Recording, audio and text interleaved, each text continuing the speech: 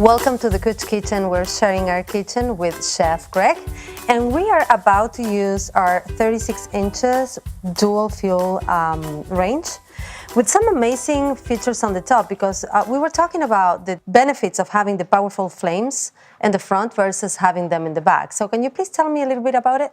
When you want to do high meat searing, or just you want to apply a lot of heat to a pan, it's better to have them up in the front so you're not reaching over anything to get to the back that's in the front. It's a lot easier. These are the burners you're going to be using the most. So it's good to have access to the highest flame right in the front versus in the back that you can hassle a little bit. Yes, I mean, as you know, as the burners in the back that go down as low as 500 BTUs, those are meant for holding something over a long course of time, not necessarily cooking something. So why not have them out of the way and still serve a purpose? So you can be cooking here and like holding the dessert for lady in the back. That's amazing. Yep. That's really, really great. What's the difference between going all gas and dual fuel? Well, you get the best of both worlds. So you get the gas power on the top, and with that comes the ability to have high heat searing, but you can also turn the flame down immediately, and the pan will be affected immediately.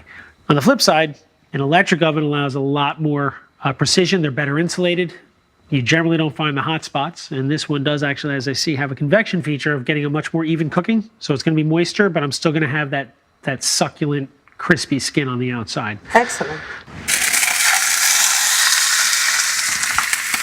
I'm going to set that for a couple of minutes so the skin releases itself. It's not going to be dark brown, but it's going to start the process, and the advantage of that is by the time you put it in an oven and roast the chicken, by the time the skin gets beautiful on top the way you like it, the bird, at least the breast meat, is usually already overdone. I'm going to take this now, I'm going to transfer it to the oven, where I'm going to continue roasting it.